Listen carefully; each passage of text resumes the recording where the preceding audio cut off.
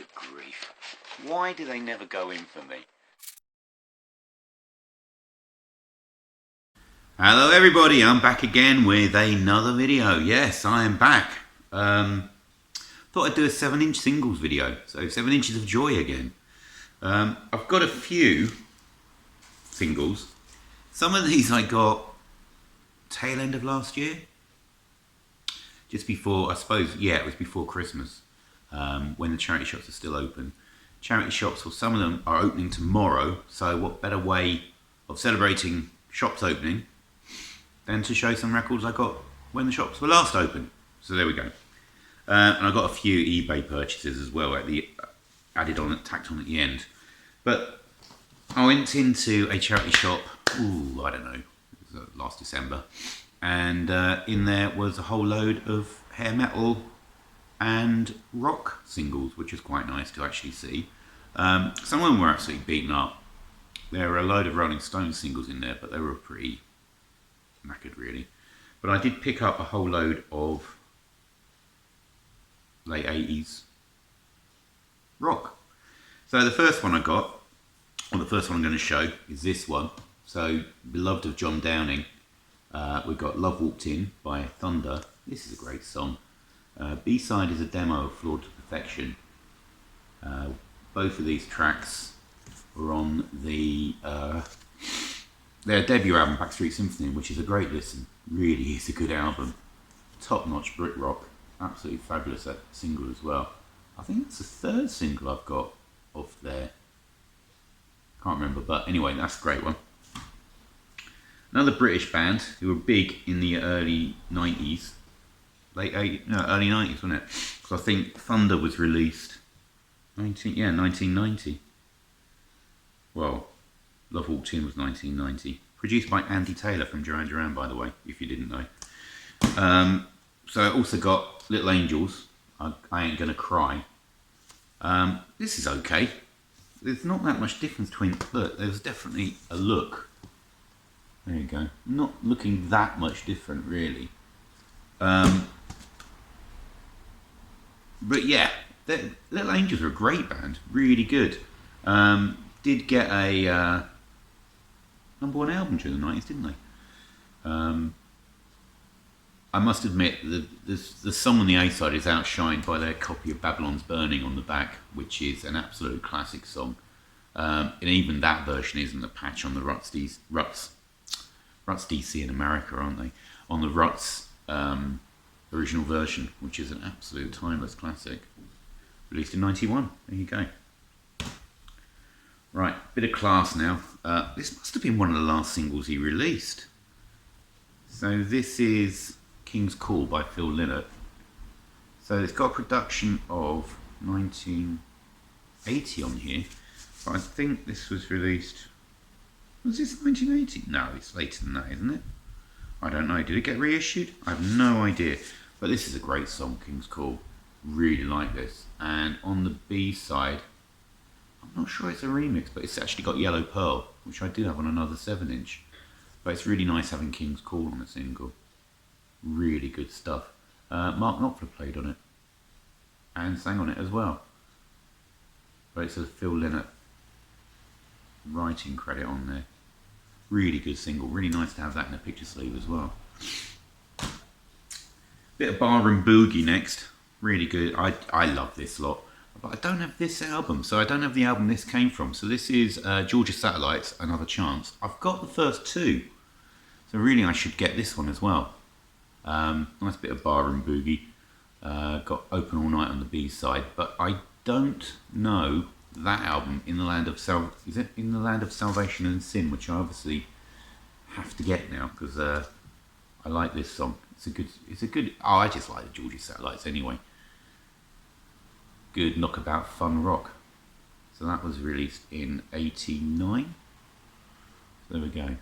So for me, one of the great and there are great hair metal songs. There are truly great hair metal songs. I mean, I'm thinking of Smoking in the Boys Room, the Motley Crue cover version. Anyway, but this has got to be up there. This is Cherry Pie by Warrant. This is a brilliant song, and I love this song. Cherry Pie is amazing.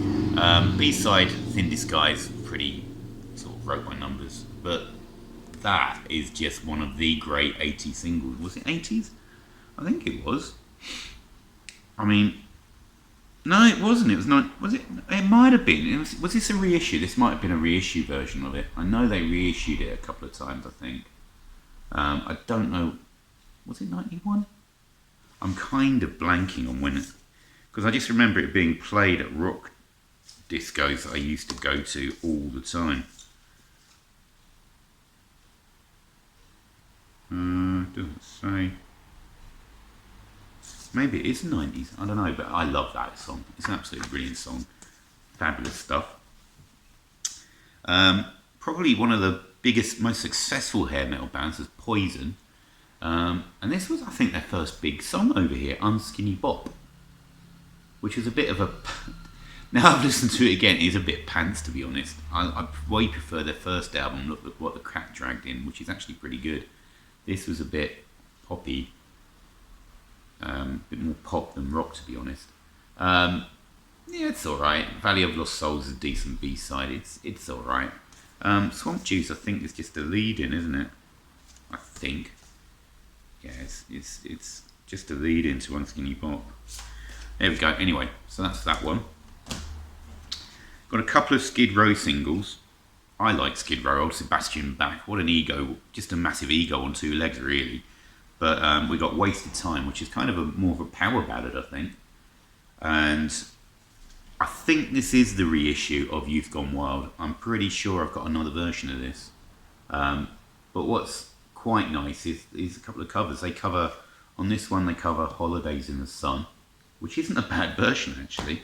And on this one, Priest Delivering the Goods, which again is not a bad version. I saw Skid Row twice, I think.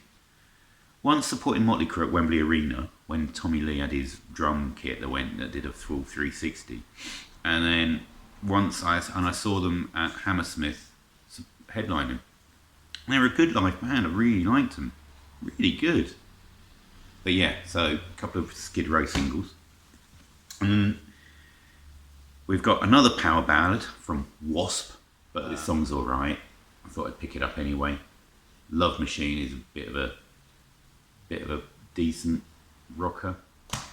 I've got a bit of a soft spot for this lot. So this is Europe.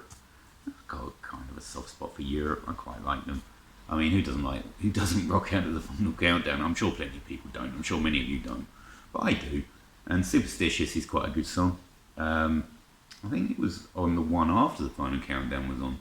They had quite a few hits. They were going for quite a long time. You know, they were popular for quite a long time before they sort of faded out a bit. I suppose another victim of grunge, really. But this is a good song, Superstitious. One of the Motley Crue wannabes that were knocking around, along with Warren. But another one was Britney Fox. I think this is a later one because they seem to have turned down the makeup. They're looking a bit more manly there. They've definitely turned down the makeup. Full head of hair though. But I think this might be later. When was this released? 89. I'm trying to remember. No, I've got a Britney Fox album, but I'm not sure which one that is. So this is Standing in Your Shadows, decent hair metal song. You know what you're getting with hair metal. It's just like big chorus, loud guitars, bit of pop, sing along. Nothing too serious. It's just a bit of a laugh, really. And last one I got from the charity shop was this one, which I actually got the album not that long ago. This is Waiting for the Big One by Femme Fatale. And it got a nice little rundown on the back of of a brief little bio from Albuquerque, now moved to LA, which is where every hair metal band seemed to come from.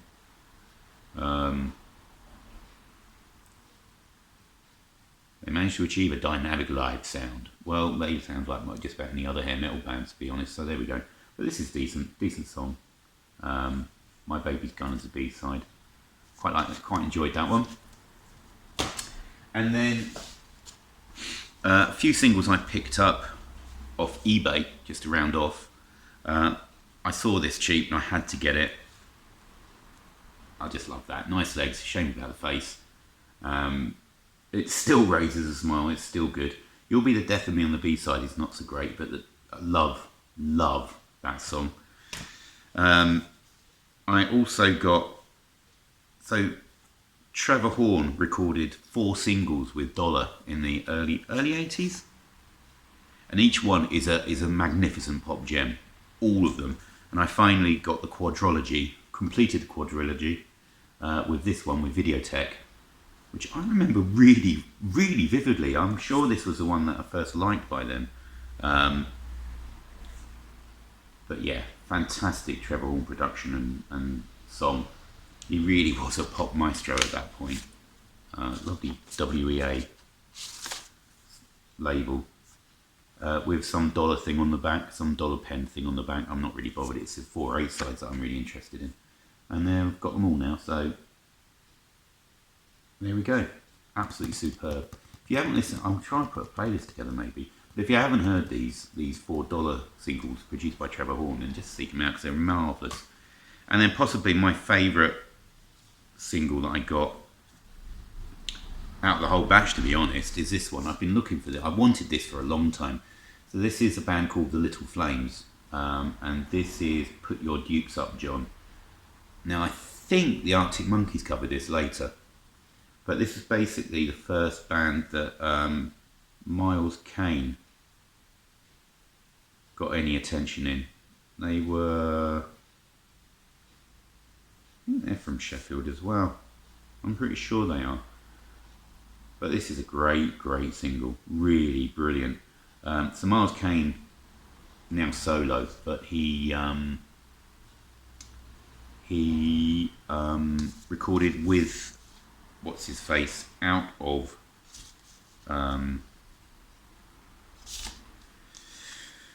Alex. Is it Alex out of Arctic Monkeys as the Last Shadow Puppets? But that is just a magnificent indie single from, when was it released? 2005 on Delta Sonic Records. We've got custom labels, which is nice on a single. Always like custom labels on a single. There's a bit of paper in here as well. Oh yeah. Oh, look, some bits of paper. Some sticker, which doesn't stick anymore. There we go. And that's your lot. Right, there you go. So a quick trawl through some 7 inches of joy. Hope you enjoyed those. I'll be back soon with another video. Thanks everybody for watching. See you later. Bye!